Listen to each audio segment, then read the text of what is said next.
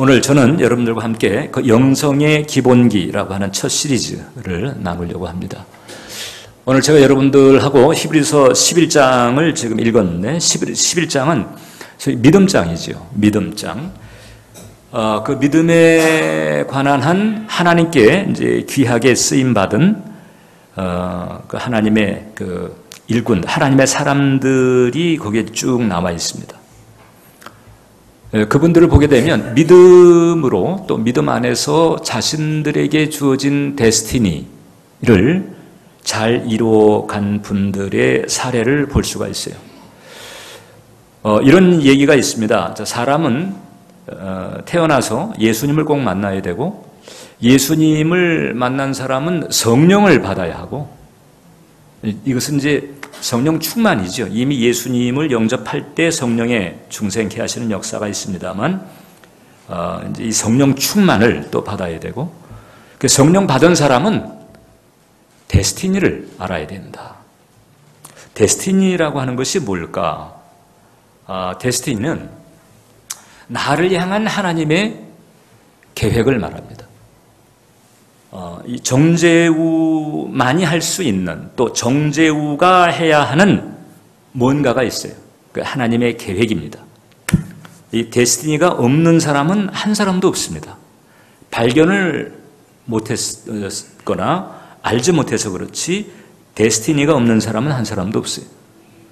그러면 비전이라고 하는 것은 뭘까? 우리는 이제 데스티니라고 하는 단어보다도 이 비전이라고 하는 단어에 익숙한 셈인데, 이 비전이라고 하는 것은 나를 향한 구체적인 하나님의 계획이 온전히 성취되었을 때 그 성취된 모습, 그 성취된 상태, 그러니까 이것은 대부분 미래적이죠. 앞으로 10년 뒤 혹은 20년 뒤 나의 데스티니가 온전히 성취된 그때의 모습을 성령께서 영상 내지는 스냅처럼 내 마음에 탁하니 비추어 주실 때, 그것이 바로 비전이라고 하는 거죠. 자, 그러니까 비전의 내용이 데스티니입니다. 그 데스티니가 온전히 성취된 상태, 이게 비전인데, 노아는 방주를 지으라는 하나님의 명령을 잘 수행했지요. 아브라함은 믿음의 가문을 일으키는데 쓰임받았고, 모세는 그 믿음의 가문을 믿음의 한 족속으로 일으키는 데에 쓰임받았습니다. 다 대단한, 뭔가 아주 가시적이고 또 이렇게 드러나는 그와 같은 과정을 통해서 자신의 데스티니를 이루었어요. 근데 이제 이 히브리서 11장에 등장한 인물들을 보게 되면 이렇게 뭔가 아주 혁혁하게 데스티니를 이룬 사람들 앞에 먼저 등장하는 두 사람이 있어요. 이 먼저 등장하는 이 두 사람은 뭘 특별히 그리고 구체적으로 성취해냈다는 기술이 없어요. 있다면 이제 단어 하나 정도입니다. 단어 하나 정도. 아벨의 경우에는 제사, 그 다음에 에녹의 경우에는 동행. 요 두 가지 단어 이외에는 어떤 특별한 과제의 성취라든가 뭐 이런 게 없어요. 특히 이제 아벨은 허망하기까지 합니다. 제사 한번 드려놓고는 그냥 끝장났어요. 죽었어요. 거기에 무슨 데스티니의 성취가 있을까? 그런데 오늘 이 믿음장은 분명히 그들이 노아, 아브라함, 모세 못지않은 중요한 역할을 했다는 것이고, 그리고 그런 사람들 앞에 등장을 하고 있습니다. 그런 점에서 아벨은 이 데스티니를 이루는 데 있어서 어떤 눈에 보이는 가시적인 업적이나 성과와 같은 것보다도 영성이라고 하는 기본기를 보여준 사람이다. 영성이라고 하는 기본기. 중요합니다. 왜냐하면 영성이 잘못되면 사역이라고 하는 것도 무의미합니다. 그럼 아벨은 어떻게 그 자신의 데스티니를 이루어갔을까? 첫 번째, 하나님을 예배하는 삶으로 데스티니를 이루었습니다. 그 아벨이 어느 날 이제 형하고 하나님께 제사를 드리게 되었어요. 어떤 이제 그런 계기가 있었던 것 같습니다. 그래서 아벨은 양의 첫 새끼와 기름으로 제사를 드렸고 가인은 땅의 소산, 즉 곡물로 제사를 드렸습니다. 자, 양의 첫 새끼와 기름, 그리고 한편은 곡물. 이제 이 성화를 보게 되면 재밌게 나와요. 이 가인이 이제 곡물로 제사를 드릴 때 그 바구니에 곡물을 담았는데 그 제사를 드리려면 제단에 올라가서 태워야 되잖아요. 그 바구니에 담겨 있는 곡물을 집어서 옮겨야 되는데 한 움큼 쥐어서 옮기려고 하다가 다시 한 절반 정도를 다시 이제 바구니에 담고 그 다음에 나머지를 이제 태우는 이런 모습이 나오는 거지요. 이제 사실 하나님에게 인색한 마음을 그 영화는 이제 그렇게 상당히 이제 상징적으로 묘사를 했습니다. 근데 어떻든 하나님께서 아벨의 제사만 받았어요. 아벨의 제사만 받게 된 걸 알고는 카인이 마음에 차별감을 가지게 되고 그리고는 분노했다고 그랬습니다. 그리고는 어느 날 동생을 돌로 쳐 죽이게 됩니다. 하나님에 대한 반항인데 보이지 않는 하나님에 대한 반항이 동생에 대한 살해로 이렇게 일어나게 된 거예요. 아벨은 제사 한번 잘 드렸다가 그만 죽어버리고 말았습니다. 이제 이런 상황을 놓고 사람들이 아벨은 제사 하나 잘 드린 것 말고는 없잖아. 근데 어떻게 믿음장에 올라가지? 이렇게 얘기를 합니다. 요건 그래도 좀 나아요. 요보다 조금 더 이제 좀 시니컬한 이런 질문들은 그겁니다. 아니 제사를 잘 드렸다며 하나님께서 그 제사를 받으셨다면 그럼 그렇게 피살되게끔 그렇게 놔두셔야 돼? 이렇게까지도 나가는 경우가 있어요. 제사, 즉 오늘날로 치게 되면 예배거든요. 예배를 잘 드렸는데 그렇게 피살되어야 하는 거냐고 라고 하는 이제 이런 질문들. 사실 우리들이 어떤 경우에는 은연중 던지는 질문이기도 합니다. 자, 그런데 오늘 이 아벨을 통해서 하나님께서 우리에게 하시는 말씀이 있습니다. 하나님은 그게 제일 중요하다. 예배. 이 예배를 잘 드리는 것, 그게 제일 중요한 것이다. 여러분, 크리스찬들의 신앙에는 핵심이 있잖아요. 그 크리스찬들의 그 신앙의 핵심 가운데는 반드시 예배가 있어야 됩니다. 예배라고 하는 것은 창조주가 되시고 구속주가 되시는 그 하나님에 대한 사랑, 하나님에 대한 존중이죠. 그러니까 우리의 삶에 있어서, 크리스찬의 삶에 있어서 어느 시점이 됐든지 그 창조주가 되시고 구속주가 되시는 하나님에 대한 사랑의 표현, 그리고 그 하나님에 대한 존중의 표현, 이게 바로 이제 예배로 나타나는 것이거든요. 이 예배라고 하는 것이 있어야 된다라고. 그 예배가 없으면 하나님과의 관계가 좋다고 말할 수가 없는 거예요. 예배가 없으면 아무리 악한 일을 저지르지 않고 나쁜 일을 저지르지 않아서 세상적인 관점에서 도덕적으로 괜찮은 것 같아도 하나님과의 관계는 열릴 수가 없습니다. 그래서 아벨은 이 세상에서 어떤 성공이나 성취보다도 예배를 잘 드리는 것, 예배를 잘 드리고 있다면 그거 하나만으로도 충분한 데스티니가 될 수가 있다. 이걸 보여준 거예요. 그래서 예배 한번 잘 드리고 그냥 아벨은 죽은 겁니다. 어떻게 보면 데스티니 가운데서 가장 순수한 데스티니라고 볼 수가 있어요. 그냥 순전한 마음으로 하나님을 존중하고 하나님을 높여드리는 그런 예를 갖추는 것, 그거죠. 그것만으로도 충분한 데스티니다.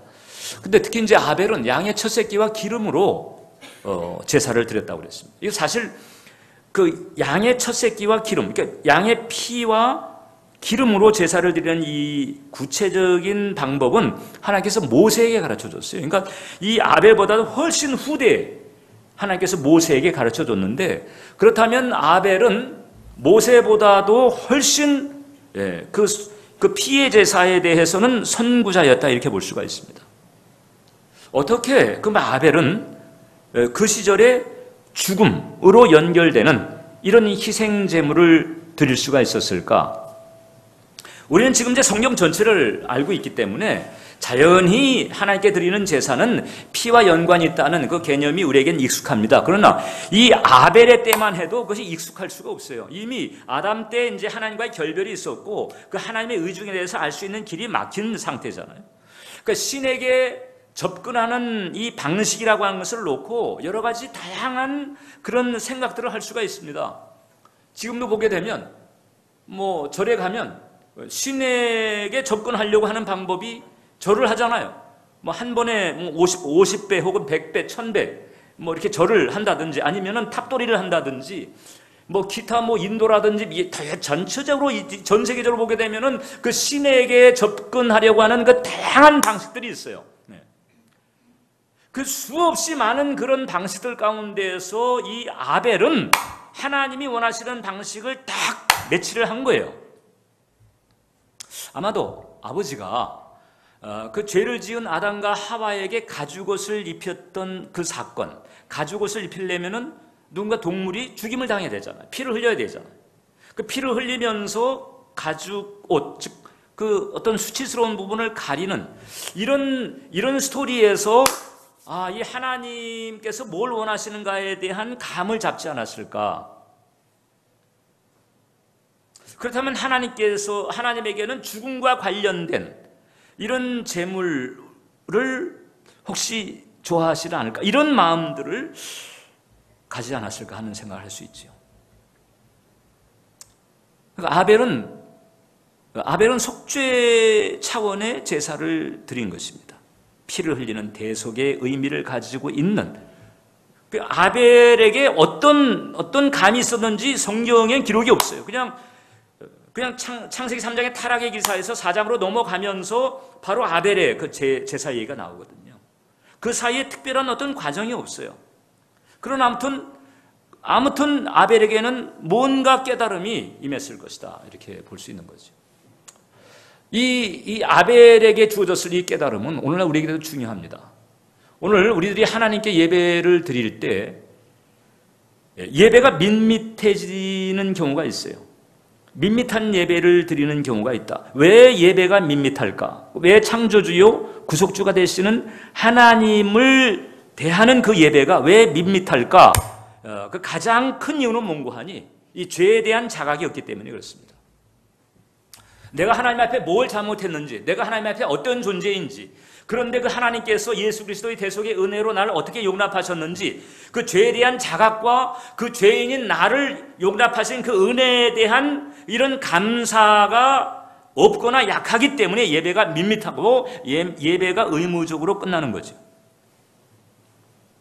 그러나 죄에 대한 자각이 있고 그래서 그 죄를 속죄하시는 그 예수님의 대속의 은혜, 이것이 내게 감사함으로 다가올 때 그 예배는 밋밋할 수가 없어요. 감사 내지는 감격으로 드리게 되는 거거든요. 따라서 오늘날 우리가 경계해야 되는 예배는 뭔고 하니 참회 없이 드리는 예배다. 죄의 자각이 없이 의무적으로 형식적으로 드리는 예배, 심지어는 죄의 자각이 없이 드리는 예배는 기복적인 예배로 변질될 수도 있습니다. 그냥 예배의 자리에서 신에게 눈도장 찍는 이런 차원으로 갈 수도 있거든요. 참회 없이 드리는 예배의 문제인 것입니다. 그런데 그런 점에서 아벨은 하나님께서 원하시는 예배를 드린 거예요. 피가 흘려지는 예배, 속죄의 처리가 되는 이와 같은 예배를 드리게 된 거죠. 하나님께서 원하시는 예배를 드렸다라고 하는 것만으로도 아벨은 자신의 데스티니를 충분히 이룬 것이다. 그 어떤 성공이나 성취보다도 중요한 것은 진정한 예배다라고 하는 거죠. 종종 상담을 하다 보면 자신의 그 데스티니가 무엇인지 잘 모르겠어요. 근데 이렇게 살아가다가 그냥 뭐 아무것도 못하고 이렇게 흘러가면 어떡하지요? 이렇게 고민을 토로하는 사람들을 종종 만나게 됩니다. 이제 그런 사람들에게는 아벨이 이런 말, 신령과 진정으로 예배를 드림만으로도 그게 바로 데스티니를 충분히 이룰 수 있는 것이다. 그것만으로요. 아벨은 그 얘기를 우리에게 하고 있는 거예요. 그러다가 그 예배를 잘 드리고 있다가 그래서 하나님과의 소통이 더 깊어지게 되면 그제서 또 알게 될 수도 있는 거거든요. 두 번째, 아벨은 예배자의 삶을 통해서 데스티니를 이뤘어요. 예배를 통해서만이 아니고 예배자의 삶을 통해서도 데스티니를 이루었습니다. 창세기 4장 4절로 5절을 보면 아벨은 자기도 양의 첫 새끼와 그 기름으로 드렸더니 여호와께서 아벨과 그의 제물은 받으셨으나, 자, 아벨과 그의 제물이에요. 카인과 그의 제물은 받지 아니하신지라 가인의 몹시 분하여 안색이 변했다. 제물을 드렸는데 제물만 언급하지 않았습니다. 제물 이전에 제물 드린 사람을 먼저 언급합니다. 아벨과 그의 제물이에요. 아벨이 드린 제물이 아닙니다. 카인과 그의 제물입니다. 카인이 드린 제물이라고 하지 않았습니다. 먼저 아벨 그리고 카인이 먼저 언급이 되고 있어요. 그러니까 제물만이 아니고 그 제물을 드리고 있는 사람의 어떠함, 이것이 하나님에게는 더 중요한 거지. 우상 숭배는 제물만 상관합니다. 하나님은 제물만이 아니고 제물 드리는 사람의 어떠함이 더 중요하다고 하는 거예요. 그러니까 우상 숭배는 무속도 마찬가지고 거기는요 굿하는 사람이나 점치는 사람이 그 사람의 어떠함이 문제가 되지 않아요. 그냥 복채만 많이 가져다 주면 돼요. 즉 제물만 갖다 바치면 되는 거예요. 근데 하나님은 그렇지 않습니다. 근데 구약의 이스라엘이 이것을 착각했어요. 제물만 드리면 다 되는 걸로 이렇게 생각을 했지요. 그래서 마음도 삶도 하나님의 길에서 벗어나 있는데 그냥 성전에 제물만 드리면 되지 않겠는가 이렇게 착각했다가 그만 된통 이제 혼나게 됩니다.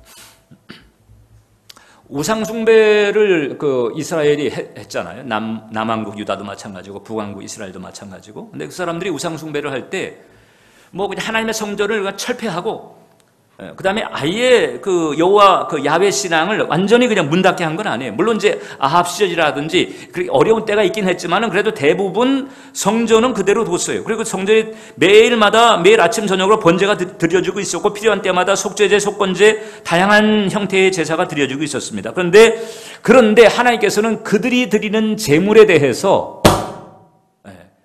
제물 드리는 사람들의 생각과는 다른 관점을 가지고 계셨던 거예요. 이사야서 1장을 보면 여호와께서 말씀하시되 너희의 무수한 제물이 내게 무엇이 유익하뇨? 나는 수량의 번제와 살찐 짐승의 기름에 배불렀고 나는 수송아지나 어린 양이나 수렴소의 피를 기뻐하지 아니하노라. 기뻐하지 않는다는 거죠. 13절을 보면 더합니다. 헛된 제물을 다시 가져오지 말라. 헛된 제물이라는 거예요. 왜냐하면 그 하반절에 보면 너희가 성회와 아울러 악을 행하는 것을 내가 견디지 못하겠다. 그러니까 구약시대 이스라엘 백성들은 한편으로는 악을 행하면서 그러니까 성전에는 제물을 가져왔는데 일상에서는 악을 행한 거예요. 그러니까 하나님께서 일상에서 악을 행하는 사람들이 가져오는 그 제물은 연락하지를 않았습니다. 악을 행했다라고 하는 것은 하나님의 길에서 벗어난 상태를 말하잖아요. 악이라고 하는 것이 꼭 살인, 강도와 같은 끔찍한 것만이 아닙니다. 일단 악의 포괄적인 개념은 하나님의 길에서 벗어난 것부터 시작을 합니다. 그런데 가인도 하나님의 길에서 벗어났어요. 가인은 하나님의 길에서 벗어났을 뿐만 아니라 소속 자체가 하나님께 소속이 아니었더라고요. 보니까 요한일서 3장 12절을 보니까 가인같이 하지 말라. 그는 악한 자에게 속하여 그 아우를 죽였다. 악한 자에게 속한 거예요. 악한 자, 사탄을 말합니다. 그러니까 카인은 하나님께 소속된 자가 아니었습니다. 그는 악한 자에게 속했는데 하나님께는 제물을 드릴 수 있다는 거잖아요. 근데 하나님은 그걸 안다는 거잖아요. 카인의 제사를 받지 않으신 결정적인 이유는 카인이 악한 자에게 속해 있기 때문에 그렇습니다. 카인이 가져온 제물이 곡물이었기 때문이다 라고만 말할 수 없는 거예요. 곡물은 사실상 이스라엘의 그 5대 제사에도, 레위기 5대 제사에도 소제 같은 경우는 곡물로 제사를 드리거든요. 그 곡물이기 때문에 아니었다라고만 단정할 수 없어요. 그러니까 가장 명백한 이유는 뭐냐? 카인이 하나님에게 속해 있지 않았다. 하나님께 속해 있지 않으면서 하나님께 제사를 드릴 수 있다는 거잖아요. 카인이 우리에게 그걸 보여주었고, 구약시대 이스라엘 백성들이 우리에게 그걸 보여주었습니다. 오늘날 우리들도 마찬가지입니다. 주일에 예배를 드리지만, 그러니까 예배 드리는 자의 소속이 하나님께 속하지 않을 수도 있다는 거죠. 그래서 중요한 것은 내가 주일에 하나님께 예배를 드리는 것만이 아니고 이제 내가 주중에 예배자의 삶을 살아내느냐, 이것이 오히려 주일에 드려지는 예배의 진정성을 우리에게 알려준다. 그래서 하나님께서 받으실 만한 사람이 되는 게 중요합니다. 예배자로 사는 사람. 그러니까 주일에는 성전에서 예배를 드리지만 주중에는 일상에서 언행으로 하나님의 예배자로 사는 거죠.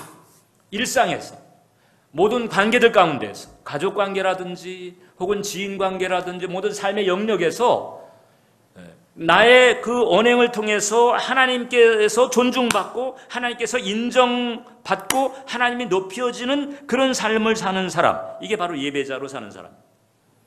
예배는 교회에서 드리게 되지만 예배자의 삶은 사회에서 드리게 되죠. 예배는 주일에 드리지만 예배자의 삶은 우리가 이제 주중에 살게 되는 거예요. 에드가 프랭크라고 하는 사람이 재단이라고 하는 그 글을 썼는데 이런 내용입니다. 내가 아는 어떤 이는 공장 작업대를 늘 재단으로 생각하였고, 어떤 이는 상점 계산대를, 어떤 이는 사무 보는 책상을 또는 부엌 조리대를 거룩한 장소로 삼았다. 평범한 환경이 길가에 성전이 되게 하라. 주중에 예배자로서의 삶을 살아야 된다는 얘기입니다. 그래서 이런 마음가짐을 가지고 하나님 앞에 늘 고민하며 반듯하게 살려고 했던 대표적인 사람이 칼빈입니다. 스위스 제네바에서 종교개혁을 하면서 그냥 제네바의 양심이라고 불렸던 사람이에요. 칼빈. 그 칼빈의 좌우명은 코람데오라고 하는 게 있습니다. 코람데오. 코람은 이제 앞에서, 데오, 이게 하나님이거든요. 코람데오. 하나님 앞에서 산다. 하나님 면전에서 산다라고 하는 거죠. In front of God, before the face of God, 혹은 in the sight of God, 이렇게 할 수 있어요. 하나님의 그 목전에 내가 지금 살고 있다는 거죠. 행하고 있다. 요셉이 참 사실 실망스러운 환경에 처했음에도 불구하고 그 주인의, 그 아내의 유혹을 뿌리칠 수 있었던 이유 중에 하나도 바로 요셉이 코람데의 영성을 가지고 있었다라고 볼 수가 있는 거죠. 하나님께서 기뻐하시고 하나님께서 원하시는 그런 길 쪽으로 최선을 다하려고 애쓰는 그런 삶이죠. 그러니까 이 사람의 행동이라고 하는 게 세 가지 기준이 있을 수 있습니다. 여러 사람들이 보는 데서 행하는 기준이 있고, 사람들이 없이 자기 혼자 있을 때 행하는 기준이 있을 수 있는데, 그보다 더 최상위의 기준은 뭔가 하니 하나님의 목전, 하나님을 의식하는 그런 삶의 모습, 이게 바로 예배자의 삶이라고 하는 거죠. 아벨은 예배만이 아니고 그 삶에서 이렇게 예배자의 삶을 살았음을 이 히브리서 11장에 증거하고 있는 거예요. 창세기에서는 제사에 초점이 있었는데 히브리서는 그가 바로 의에 속했다, 그가 바로 의인이었다라고 하는 거죠. 하나님이 그를 연락했다는 거죠. 성경이 바로 그가 예배자의 삶을 살았음을 우리에게 증거하고 있습니다. 참된 예배자로 살아가도록 최선을 다하는 여러분 되시기를 축원을 드립니다.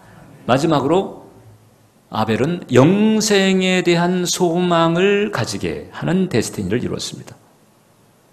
아벨 자체가 영생에 대한 소망이 있었고, 아벨은 세상적으로는 험하게 보이는 그런 일생이었지만은 오히려 그것을 통해서 역설적으로 영생에 대한 소망을 사람들에게 가지게 하는 거예요. 죽었어요.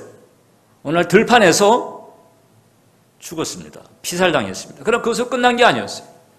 지금 히브리서 11장은 분명하게 그는 의인이었고 하나님께 연락이 됐고 지금 살아서 지금도 그는 말하고 있다. 허망하게 죽은 게 아니지요. 그는 영생의 세계에 살아있고 오히려 지금도 우리에게 교훈을 주고 있습니다. 자, 그러니까 이 아벨의 죽음을 놓고 아니 제사함 드리고 그냥 그렇게 허망하게 끝나?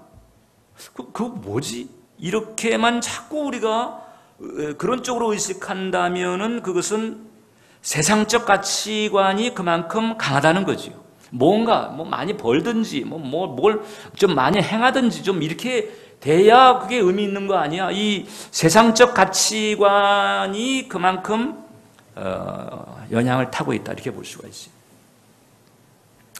아벨은 예배자로서의 데스티니를 이루고 하늘에 올라갔습니다. 자, 예배를 드렸잖아요. 그 예배는 하나님께 드리는 거잖아요. 그럼 하나님의 세계가 있는 거죠.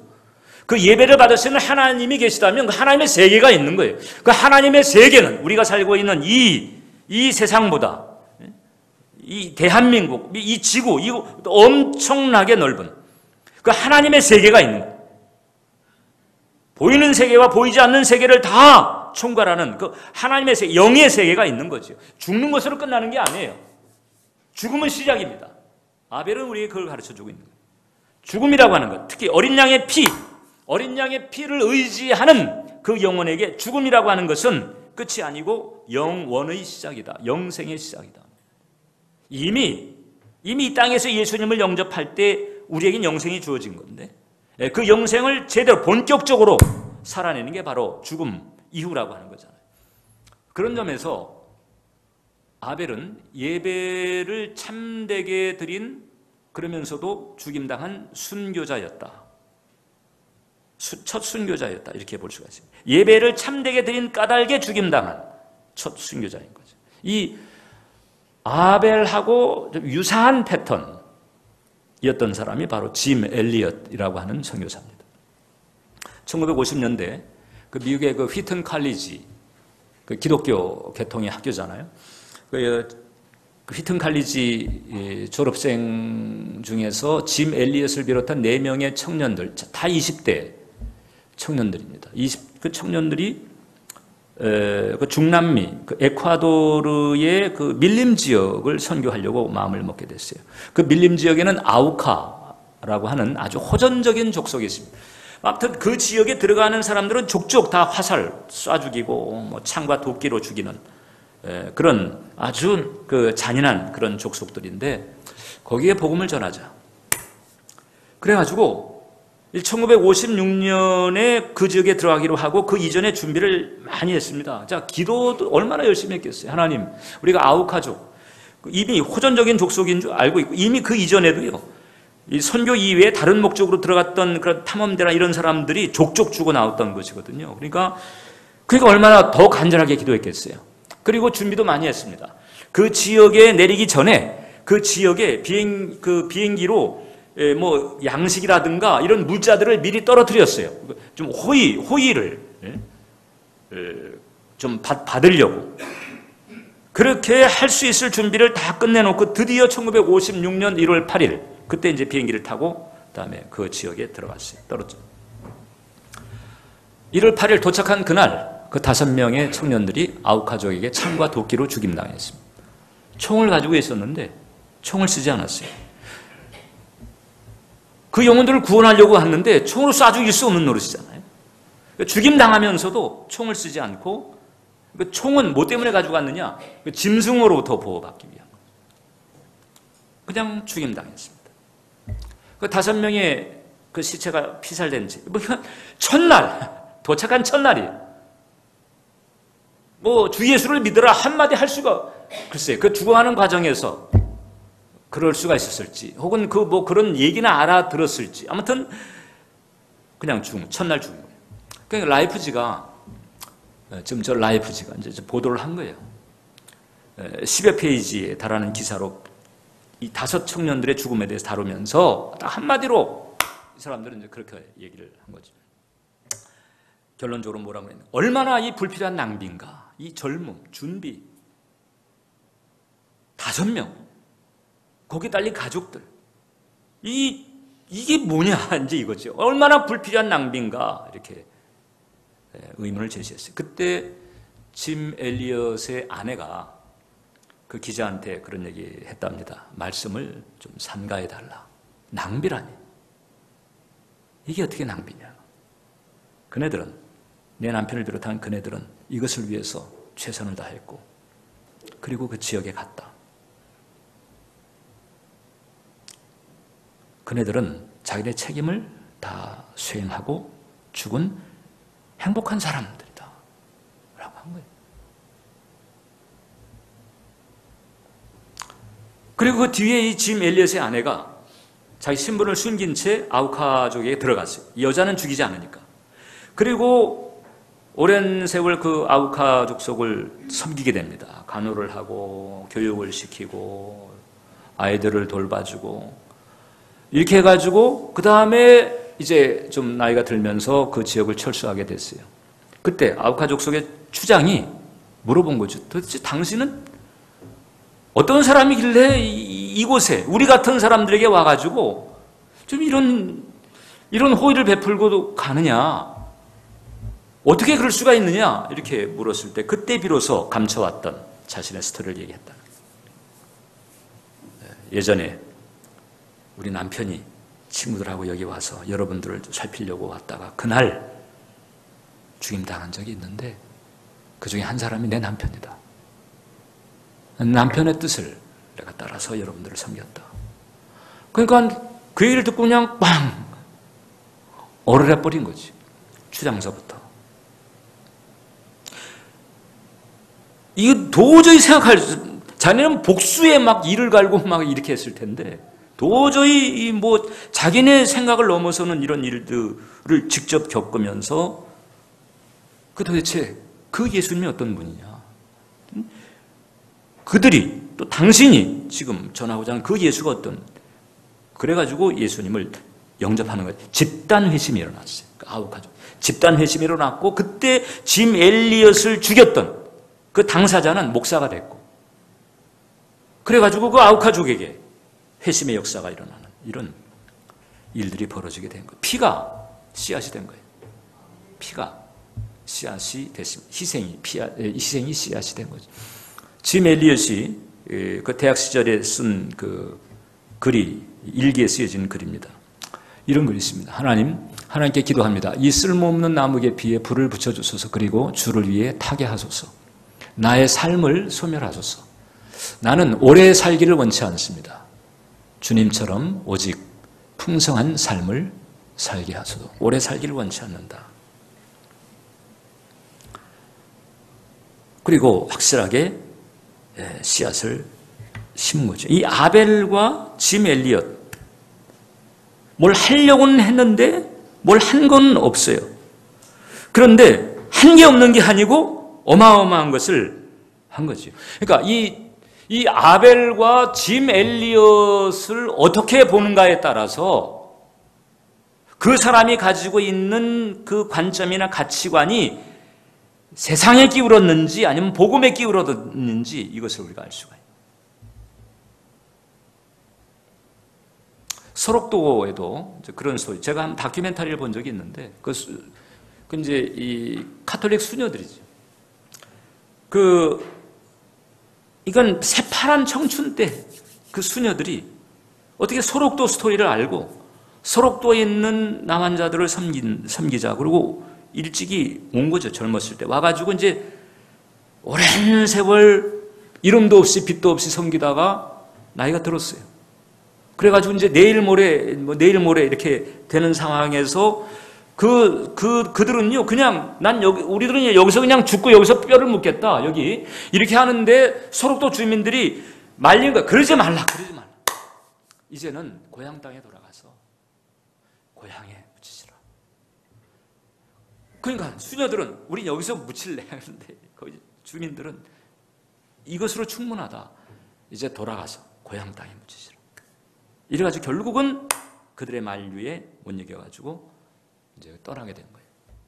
그 떠나는 날도 일부러 새벽에 일찍 일어나가지고 편지 남겨놓고 새벽에 그냥 사람들이 아직 안 모일 때 그때 떠나. 사람들하고 같이 있을 때 떠나면 너무 슬퍼서 힘들까봐 그냥 조용하게. 이름도 없이 빛도 없이 그냥 섬기고 가는 거지.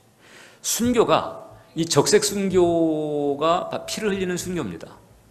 예수 믿음 때문에, 신앙 때문에 죽음을 당한 거예요. 아벨도 뭐 적색 순교에 속한다고 볼 수가 있죠. 근데 백색 순교가 있습니다. 백색 순교라고 하는 것. 이게 뭐 목이 잘리거나 무슨 뭐 피를 흘리거나 총에 맞거나 이런 건 아니지만 일상의 삶에서 그 그리스도의 사랑을 증거하는 그런 삶. 예를 들어서 전염병 지역에서 떠나 철수하지 않고 전염병 환자들을 돌보다가 감염돼서 죽는 그런 봉사자들이 있어요. 제3세계권에서는 그런 사람들이 많아요. 마더 테레사도 캘커타 빈민굴에서 평생 그 가난과 저주에 찌들은 그 빈민굴에서, 여전히 변하지 않는 그 빈민굴에서 죽어가는 사람들을 사랑으로 살피는 그런 삶을 사는 거지. 박해자가 없는 곳, 우리나라 같은 곳, 우리나라 같은 곳에서는 이 백색 순교의 삶을 살아갈 수 있는 거죠. 아벨은 그런 영성을 우리에게 보여주고 떠났습니다. 그 대단한 데스티니를 이뤘다, 이렇게 말할 수가 있어요.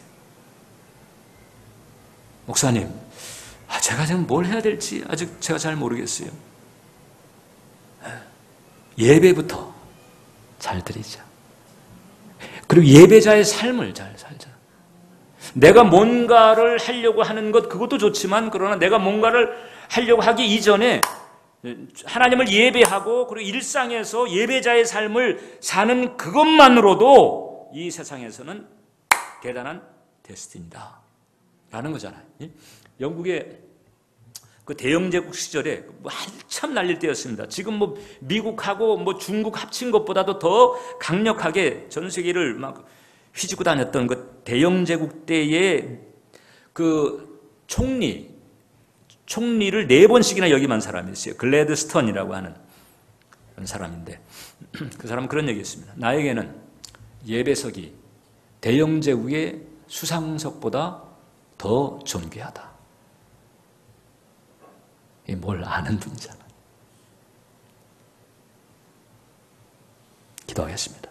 아버지 하나님, 오늘 아벨을 통해서 그 예배, 그리고 예배자의 영성이 얼마나 중요함을 깨달았습니다. 살아계신 하나님 아버지, 오늘 시간 우리 은혜의 정원교회 교우들의 영혼을 붙들어 주셔서 진정 창조주요 구속주가 되신 그 살아계신 하나님을 경배하며 예배하며 그 하나님을 높이는 삶이 얼마나 복된 삶인지를 깨달아 알 수 있도록 성령님 역사해 주시옵소서. 성령님 깨우쳐 주시옵소서. 그래서 예배 드림만으로도 이 땅에서 얼마든지 훌륭한 데스티니가 될 수 있음을 알게 하셔서 참된 예배자로, 온전한 예배자로 세워질 수 있도록 주님 붙들어 주시고 인도해 주시옵소서. 예수님의 이름으로 기도합니다. 아멘.